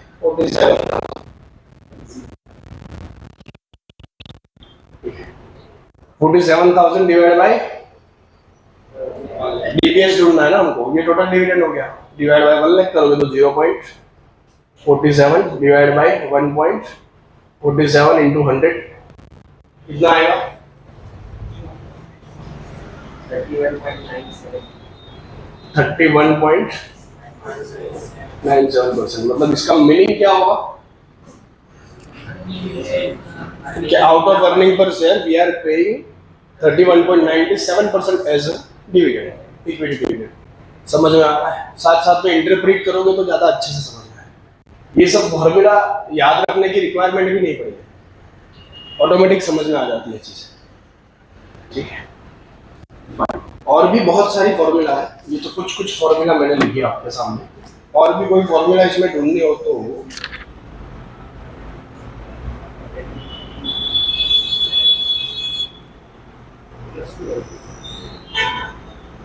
क्या है? Return on equity. पहले तो बात हो गई रिटर्न की, मतलब कोई ना कोई प्रॉफिट आएगा। हमारे पास प्रॉफिट की बड़ी वैरायटी अवेलेबल है। EBIT, profit before tax, profit after tax, earning available to equity shareholder. There are so many varieties we are having of profit. अभी उसमें से कौन सी फॉर्मूला में कौन सा प्रॉफिट लिया जाता है वो हमको ध्यान रखना होता है। और ये किस क्या रिटर्न की बात हो रही है? What is the meaning of equity? तो कंपनी में इक्विटी का मतलब ही क्या होता है? ओनरशिप। कंपनी में इक्विटी का मतलब ही क्या होता है? ओनरशिप कहा जाता है। तो ओनरशिप को फंड के कंपैरिजन में कितना रिटर्न हम अर्न कर रहे हैं, कि बिजनेस में कितना फंड ओनर्स का है, उसके आधार पे हम देख रहे हैं कि उस फंड के बेसिस पे देखना है मुझे कि मेरा रिटर्न कितना है। कि अगर मैंने मेरे बिजनेस में 10 लाख रुपए लगाए हैं तो उस 10 लाख के कंपैरिजन में हम देख रहे हैं कि मेरा प्रॉफिट कितना हो रहा है। समझ में आ रहा है? जो भी फंड कंपनी में ओनर का होता है उसको हम क्या कहते हैं बच्चों? Net worth. ये भी नाम सुना है? टीवाई में आ गए हो ना अभी, तो नेटवर्थ का मतलब तो फर्स्ट ईयर से पता होना चाहिए। जितना भी फंड ओनर का कंपनी में होता है उसको हम क्या कहते हैं? नेटवर्थ। नेटवर्थ का मतलब दो तरीके से ढूंढी जाती है नेटवर्थ, वो भी आपको पता है, एक लायबिलिटी साइड से, एक एसेट साइड से। याद आ रहा है? नेटवर्थ दो तरीके से ढूंढी जाती है ना, वो एक लायबिलिटी साइड से, एक एसेट साइड से ढूंढ सकते। असेट साइड से कैसे ढूंढते थे आप? Total assets minus outside liabilities, वो तो होता ही है, माइनस फिक्टिडियस असेट्स भी होगा क्योंकि टोटल असेट में तो वो भी कवर हो जाती है, जो उसको आप अच्छे से जानते हो। फिक्टिडियस असेट्स जैसे कि प्रिलिमिनरी एक्सपेंसेस हो गया, मिसलेनियस एक्सपेंसेस हो गया, डिस्काउंट ऑन इश्यूड शेयर हो गया, वो सब चीजें भी इसमें कंसीडर नहीं की जाती because they are not my real assets. और हम बात कर रहे हैं इक्विटी, सिर्फ ओनर की बात कर रहे हैं, मतलब रियल ओनर की बात की जा रही है। Who are the real owner of the company?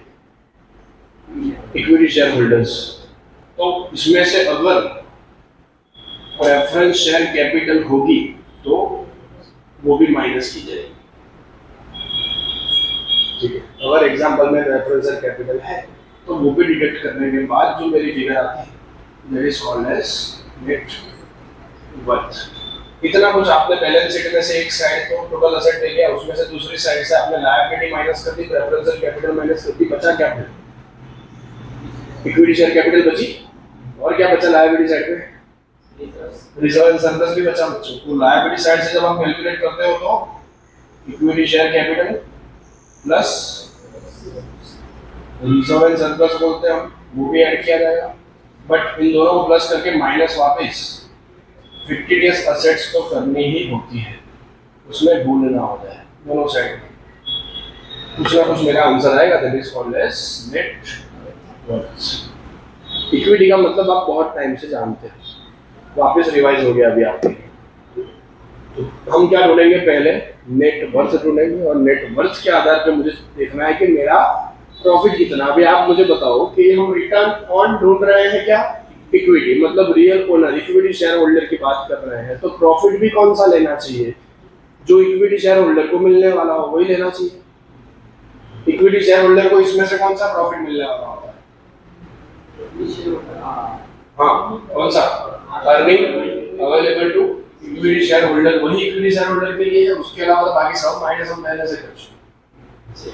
तो इसकी फॉर्मूला अगर मुझे चाहिए तो वही दो चीज होनी चाहिए, एक नेट वर्थ है, एक earning available. Equity share holder obviously base इसका ही लिया जाएगा। मान लो कि मेरी नेट वर्थ होगी कुछ 20 लाख, मान लेते हैं 20 लाख की मेरी नेट वर्थ है, उसके कंपैरिजन में मुझे ढूंढना है मेरा रिटर्न कितना था, तो फॉर्मूला क्या होगी? यही आइटम आ जाएगी, earning available to equity share holders divided by क्या लिया जाएगा? नेट वर्थ लिया जाता है, बट अगर ओपनिंग क्लोजिंग दोनों हो आपके पास तो एवरेज नेट वर्थ ली जाती है, बट हमको जनरली नेट वर्थ ही लेनी होगी। अगर मुझे इसी एग्जांपल में उसको ढूंढना तो कैसे ढूंढ सकता हूँ? कितना था? 1,47,000 डिवाइड बाय 20 लाख, कितना मिलेगा? इनटू 100। हाँ, वो नहीं चाहिए, परसेंटेज में आता है 7.35% जो है वो मेरा होगा रिटर्न ऑन इक्विटी। अभी आपने पूरा टेबल नहीं बनाया है और आपके पास एग्जांपल में प्रॉफिट आफ्टर टैक्स भी है और प्रेफरेंस डिविडेंड भी है, तो डायरेक्ट फॉर्मूला हम ऐसे भी लिख सकते हैं, profit after tax minus preference dividend, तो भी वही मिलता ना। प्रॉफिट आफ्टर टैक्स में से प्रेफरेंस डिविडेंड माइनस करो, we will get earning available to equity share holder. समझ में आ रही है हर चीज? फाइन, डिवाइड बाय वही आएगा एवरेज नेट वर्थ। क्लियर है? ये सब रेशियोज हम जो पढ़ रहे हैं ना, जितने भी रेशियोज मैंने पढ़ा है आज अभी, वो सब के सब प्रॉफिटेबिलिटी रेशियोज है। सिर्फ इतने ही रेशियोज नहीं होते, बहुत सारे रेशियो बन सकते हैं, जितनी आइटम है उतने रेशियो बन सकते हैं। आपको भले लिमिटेड पढ़ने हो, बट आपके माइंड में वो होना जरूरी है कि जितनी आइटम है उतने रेशियो बन सकते हैं। और एक आइटम रह गई है, वैसे जगह इधर नहीं तो इधर बना देते हैं 7th, जो मुझे बतानी चाहिए, और भी है, तो धीरे धीरे जाता हूँ, तो नंबर के हिसाब से आप लोग लिख लेना बाद में। रिटर्न ऑन टोटल असेट्स, जैसा नाम वैसा काम। इधर क्या था? रिटर्न ऑन इक्विटी, अभी रिटर्न ऑन इक्विटी को मुझे अगर ऐसा लिख के दे दे एग्जांपल में, रिटर्न ऑन नेट वर्थ, वो भी हो सकता है, सेम ही तो है। देखिए इधर अगर रिटर्न ऑन टोटल असेट लिखा है मतलब बेस किसका आएगा, और ऊपर क्या होना है डिनोमिनेटर में, सॉरी न्यूमरेटर में रिटर्न होगा, कोई ना कोई प्रॉफिट होगा, पर अभी कौन सा प्रॉफिट लेंगे, वापस वही प्रॉब्लम। ये तो टोटल असेट के बेसिस पे है, तो कंपनी उसमें ईबीआईटी को कंसीडर करती है, but after tax, tax minus नहीं करते, earning before interest and tax minus करते हैं। अगर प्रॉफिट आफ्टर टैक्स है तो उसमें वापस मुझे इंटरेस्ट ऐड करना है, बट टैक्स माइनस करने के बाद वाला इंटरेस्ट। फॉर्मूला लिखता हूँ एक बार पहले, इसकी फॉर्मूला है EBIT 1 minus tax divided by total assets, इसमें भी एवरेज ही है, average total assets. Total assets में फिक्टिशियस असेट्स को कंसीडर नहीं किया जाता, वो ध्यान रखना है पहले तो। Earning before interest and tax जो है मेरा, इंटरेस्ट हम माइनस नहीं करते बराबर, बट इंटरेस्ट पे मिलने वाला टैक्स, इंटरेस्ट पे जो टैक्स डिडक्ट होगा उसको हम जरूर माइनस करते हैं। इसीलिए 1 माइनस टैक्स रेट करने के बाद उसकी फॉर्मूला बनाई गई है, क्योंकि interest is a tax deductible expense माना जाता है उसको, कि बाद में जब इंटरेस्ट होगा तब उसी इंटरेस्ट की अमाउंट के ऊपर टैक्स भी लगेगा, सॉरी उतने में मुझे टैक्स पे नहीं करना पड़ेगा, क्योंकि इंटरेस्ट माइनस हो गया 40,000, तो 40,000 इधर कम हो गए, समझ में आ रहा है। अगर इंटरेस्ट नहीं होता मान लो तो इधर 2.5 लाख लिखता, और टैक्स भी कितने में लगता, 2,50,000, मतलब ये 40,000 जो इंटरेस्ट के नहीं लिखे हमने उसके ऊपर भी टैक्स लग गया। बट अगर आप इंटरेस्ट इधर माइनस करते हो तो उसमें मुझे टैक्स बेनिफिट मिलता है कि उतनी अमाउंट के ऊपर मुझे टैक्स पे नहीं करना पड़ेगा, हम से 2,10,000 में पे करेंगे। इसलिए जब भी ईबीआईटी कंसीडर किया जाता है इस फॉर्मूला में, तो उसमें से जो टैक्स डिडक्टेबल बेनिफिट है मेरा, उसको हम माइनस करने के बाद देते हैं। मेन रीजन क्या था टैक्स रेट माइनस करने का, because of interest there is a tax benefit in the business, वो याद रहेगा। क्यों टैक्स बेनिफिट होगा, क्योंकि इंटरेस्ट की वजह से टैक्स कम पे करना पड़ता है, जितना ईबीआईटी का कंसीडर जरूर करोगे, बट इंटरेस्ट है तो जरूर हमारे बिजनेस में, नहीं है ऐसा तो है नहीं। इसलिए इंटरेस्ट की वजह से जो मेरा टैक्स बेनिफिट मुझे मिलने वाला है वो हम पहले से डिडक्ट करके ही उसी इंटरेस्ट की फिगर को कंसीडर करते हैं। दूसरा रास्ता भी है इसको ढूंढने का, डायरेक्ट ईबीआईटी में से 1 माइनस टी कर दो, या फिर रिवर्स कैलकुलेशन के बेसिस पे प्रॉफिट बिफोर टैक्स है आपके पास या फिर प्रॉफिट आफ्टर टैक्स हो, तो पहले उसमें टैक्स प्लस करते हैं, तो क्या मिलेगा, रिवर्स आ रहा है, प्रॉफिट बिफोर टैक्स मिलेगा, उसमें से आप इंटरेस्ट भी प्लस करते हो, तो अल्टीमेटली हम इधर आ गए। बट इंटरेस्ट जो प्लस करते हो वो कैसा करना है, 1 माइनस टैक्स रेट के साथ, मतलब सिर्फ 70% अमाउंट ऐड होगी, अगर 30% टैक्स है तो, क्योंकि इंटरेस्ट के ऊपर टैक्स सेविंग मेरा फ्यूचर में होने वाला है, इसके लिए मैं वो टैक्स सेविंग वाले फिगर इंटरेस्ट में ऐड नहीं करूंगा। समझ में आ रहा है, तो ये दूसरा तरीका है। डायरेक्ट ईबीआईटी है तो 1 माइनस टी करके दे दो, बट अगर रिवर्स जाना पड़ रहा है तो profit after tax plus interest, but interest कैसा 1 माइनस टी करने के बाद दिया जाएगा। डिवीजन में तो वही होगा, एवरेज टोटल असेट्स, इसको भी कैलकुलेट किया जा सकता है। इसी टेबल के बेसिस पे आप देख रहे हो प्रॉफिटेबिलिटी रेशियोज की मैक्सिमम फॉर्मूलाज जो भी, वो हर फॉर्मूला में हमने यहाँ से कुछ ना कुछ लिया है। अगर इनकम स्टेटमेंट आपका बहुत परफेक्ट है तो आपके लिए फॉर्मूलाज कोई बड़ी बात है नहीं। अभी इसमें से आपको कौन सी पूरी की पूरी फॉर्मूला याद रखनी पड़ेगी, नाम के ऊपर से नहीं ढूंढ सकते सीधा। रिटर्न ऑन इक्विटी, डिवीजन में इक्विटी ऊपर रिटर्न, अब रिटर्न कौन सा, अर्निंग अवेलेबल इक्विटी से ऑर्डर वाला, क्यों, क्योंकि इक्विटी है। ये तो लॉजिक के साथ है आपके पास। टोटल असेट्स में हम सिर्फ असेट्स पे रिटर्न ढूंढ रहे हैं, उसमें डेब्ट एलिमेंट जो है इंटरेस्ट वाला वो हम इग्नोर करना चाहते हैं, इसलिए बिफोर इंटरेस्ट एंड टैक्स कहा जाता है, क्योंकि ये इंटरेस्ट और ये टैक्स दोनों मेरी असेट की वजह से मेरा इंटरेस्ट और मेरे असेट की वजह से मुझे टैक्स मिलेगा ऐसा तो होने नहीं वाला, वो मुझे इनकम की वजह से होता है। इसलिए हम अगर असेट पे रिटर्न ढूंढना चाहते हैं तो बिफोर इंटरेस्ट एंड टैक्स ढूंढोगे तो मुझे रियल परसेंटेज पता चलेगी, इसकी बेसिस पे हम ईबीआईटी कैलकुलेट करते हैं। कई बार कंपनी में डिसीजन लेना हो, इन्वेस्टमेंट करे ना करे, तो ईबीआईटी के बेसिस पे भी किया जाता है। ईबीआईटी अगर मेरा पॉजिटिव हो, पॉजिटिव ही है वैसे, तो मैं आराम से मेरा इंटरेस्ट उसमें से पे ऑफ कर सकता हूँ। तो कंपनी को अगर और लोन देनी हो, किसी को बैंक को देनी हो, या कोई इन्वेस्ट करना चाहते हो डिबेंचर के अंदर वगैरह वगैरह, तो इंटरेस्ट में तो interest on loan, interest on debenture सब आ जाए। ठीक है, अगर ये 2.5 लाख था और मान लो कि इंटरेस्ट भी मेरा 2.5 लाख ही था, 2,50,000, मगर और कंपनी ने और डिबेंचर इश्यू किए मार्केट में, अगर आपको इन्वेस्टमेंट करना है उस डिबेंचर में, तो आप क्या देखोगे उसमें? ईबीआईटी देखोगे पहले तो 2,50,000 है, एग्जिस्टिंग इंटरेस्ट देखोगे 2,50,000 है, प्रॉफिट तो कुछ बचता ही नहीं। ठीक है, तो और डिबेंचर उसके बाई करना चाहिए कि नहीं करना चाहिए? अगर आप करोगे तो क्या होगा?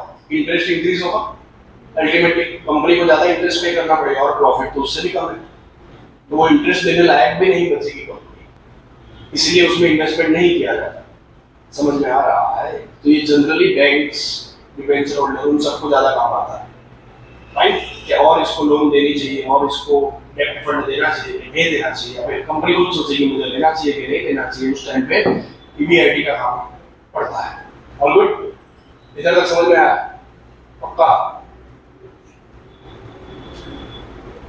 और एक रेशियो है जिसके बारे में हमने पहले भी थोड़ी चर्चा की हुई है, पीई रेशियो। नाम सुना हो आपने? प्राइस अर्निंग रेशियो, पहले भी शायद बताया था। कौन सा नंबर है? 8। Price earning ratio. ये रेशियो ढूंढने का मेन गोल क्या है कि आपकी जो मार्केट प्राइस है, इसकी शेयर की, आपके शेयर की जो मार्केट प्राइस है वो प्रॉपर्ली वैल्यूड है कि नहीं, वो आपकी मार्केट प्राइस ओवर वैल्यूड है आपकी एक्चुअल प्राइस से, या फिर अंडर वैल्यूड है, वो ढूंढने के लिए पी रेशियो का यूज होता है हमेशा। तो पी रेशियो ढूंढने की फॉर्मूला क्या है? लो मार्केट प्राइस पर equity share, MPS, divided by earning per equity share. ये करने से हमको मिलता है प्राइस अर्निंग रेशियो। नाम ही है, प्राइस मतलब मार्केट प्राइस, अर्निंग मतलब अर्निंग पर शेयर। कंपनी का पी रेशियो देखा जाता है जब आप इन्वेस्टमेंट करने जाते हो। मैंने बताया था कि उधर कुछ रेशियोज में दिखता है, तब पी रेशियो उधर अवेलेबल होता है आपके पास, उधर लिखा होता है नीचे प्राइस अर्निंग रेशियो। तो आप क्या करते हो? प्राइस अर्निंग रेशियो भी होता है और ईपीएस भी होता है।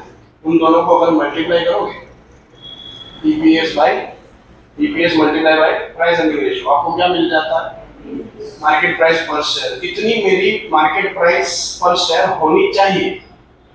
अगर 500 रुपीज मेरी मार्केट प्राइस पर शेयर आई इसके बेसिस पे, और मार्केट में मेरे शेयर की प्राइस हो रही है 650 अभी जो चल रहा है, तो आप समझ सकते हो 150 जो है वो स्पेक्युलेटिव पर्पस से हुआ है। समझ आ रहा है? स्पेक्युलेशन मतलब क्या था? सट्टा। तो लोगों ने गलत तरीके से उस प्राइस को इंक्रीज किया गया है, समझ में आता है।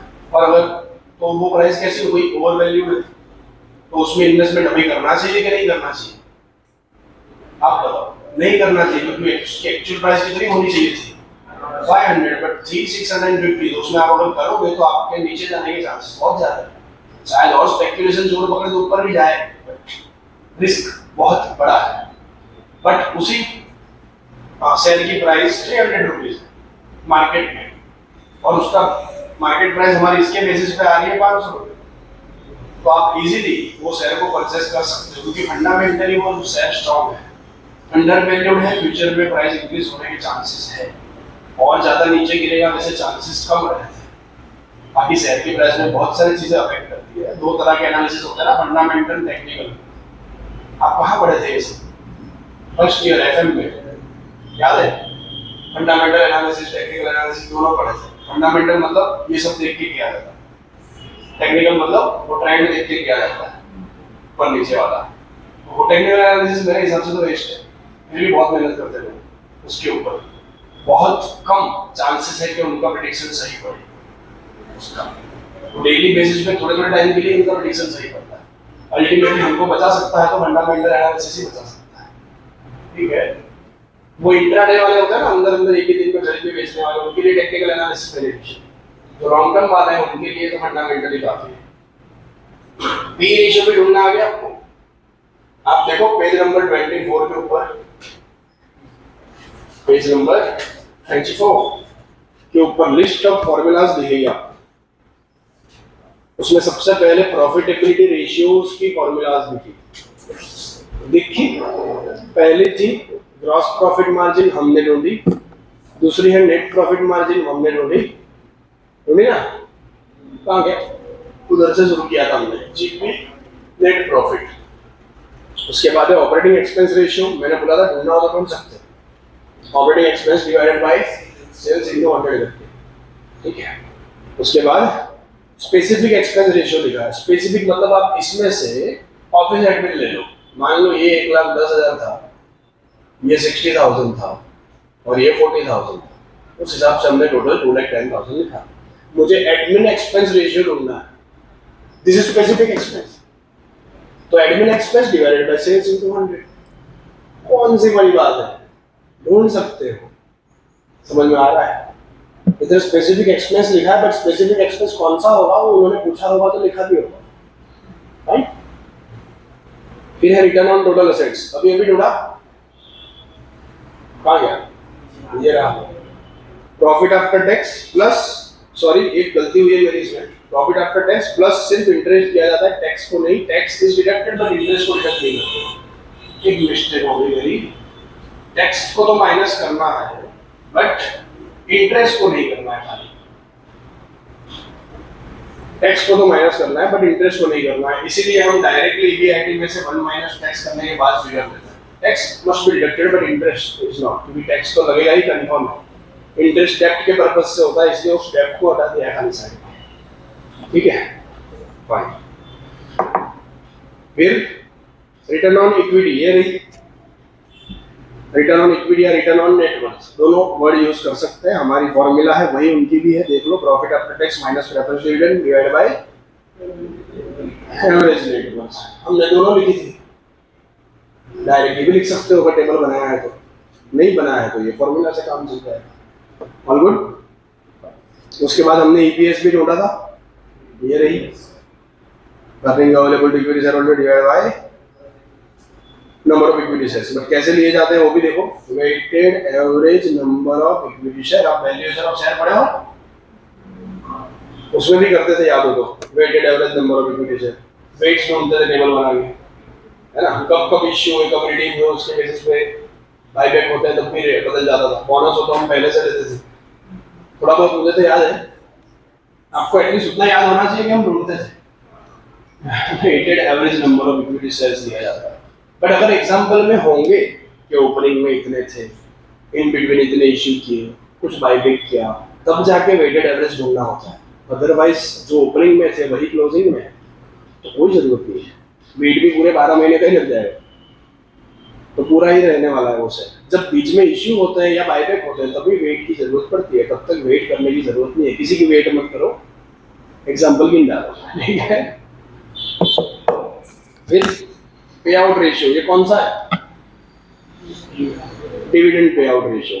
Check out the formulas. Equity dividend paid divided by profit after tax minus preference dividend. अभी profit after tax minus preference dividend मतलब earning available to equity shareholder. मैंने कहा था total dividend divided by total earning available to equity shareholder से भी formula बन सकती है, बट हमने कौन सी लिखी है? डीपीएस बाय ईपीएस, वो भी चलेगा, एक ही बात है, फाइन। फिर प्राइस अर्निंग रेशियो, उधर उधर ढूंढा है, अभी लास्ट आइटम जो ढूंढी वो प्राइस अर्निंग रेशियो थी। फिर है डिविडेंड यील्ड रेशियो, ये एक ढूंढना बाकी रह गया था, दो लास्ट के दो वाले। डिविडेंड यील्ड, यील्ड मतलब अल्टीमेटली इनकम है, तो ये किसके लिए है? डिविडेंड यील्ड रेशियो जो एग्जिस्टिंग शेयर होल्डर जो है ना मार्केट के, या फिर न्यू इन्वेस्टर्स जो है, उसके लिए बेनिफिशियल है कि कंपनी की मार्केट प्राइस के कंपैरिजन में वो कितना डिविडेंड अर्न करेंगे। अगर 100 रुपए का मेरा शेयर है मार्केट में और मेरा डिविडेंड मुझे हर साल मिल रहा है 1 रुपया, पिछले कुछ एवरेज निकाला मैंने तो देखा कि अमाउंट में डिविडेंड पर शेयर कितना है मेरा? 1 रुपया, और उसकी मार्केट प्राइस है अभी 100 रुपीज। तो अगर मैं अभी इन्वेस्टमेंट करूंगा मुझे तो 100 रुपए देने, उस 100 रुपए के कंपैरिजन में मैं कितना अर्न करूंगा वो जानने के लिए ये रेशियो होता है, डिविडेंड यील्ड रेशियो।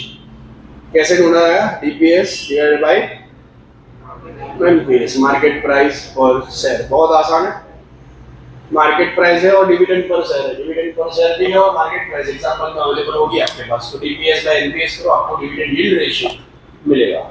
मतलब क्या हुआ, कितने परसेंटेज हुआ था? 1%। मैंने बोला 1 रुपया का डिविडेंड है, 100 रुपये मार्केट प्राइस है, तो 1/100 होगा। परसेंटेज में निकालो तो 1% होगा, तो 1% डिविडेंड एक्चुअली है। बट जब कंपनी डिविडेंड इश्यू करती है ना, वो डिविडेंड मार्केट प्राइस पे इतना परसेंट करके इश्यू नहीं करती। वो जो डिविडेंड इश्यू करते हैं वो ऐसा बोलते हैं 100% डिविडेंड, ऐसा लिख के देंगे। तो जो उसकी फेस वैल्यू होती है ना, शेयर की फेस वैल्यू, मूल कीमत, उसका 100% दिया जाता है। जब भी डिविडेंड कैलकुलेट हम करते हैं, उसकी नॉमिनल वैल्यू या फेस वैल्यू का परसेंटेज निकलता है। जब भी डिविडेंड मिलते हैं आप, उसकी फेस वैल्यू के आधार पर निकलता है। फेस वैल्यू 1 रुपया ही होती है, 1 रुपया 2 रुपया, ज़्यादा से ज़्यादा 10, उससे बड़ी नहीं होती है। जनरली 1-2 रुपये वाले शेयर निकलते हैं, तो वो लोग लिख के देते हैं हर साल 100%। मतलब एक शेयर में कितना मिलता है? 1 रुपया। फेस वैल्यू में 1 रुपया थी, तो 100% बोलेंगे तो 1 रुपया मिलेगा।